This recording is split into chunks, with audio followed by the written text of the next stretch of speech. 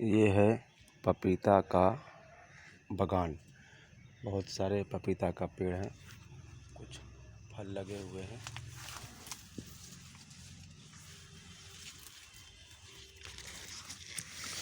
ये आपको दिखाता हूँ।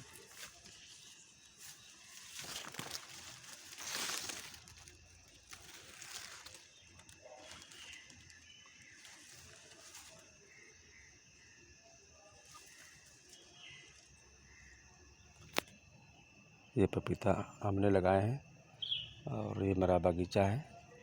लगभग इसमें 20-25 पपीता के पेड़ हैं, छोटे बड़े मिला के।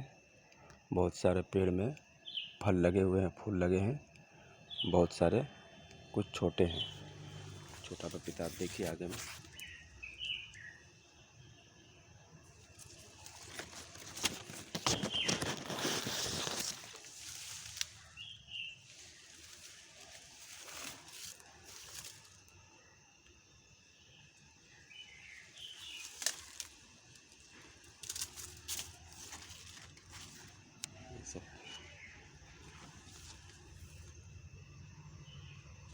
ये इसका पत्ता है।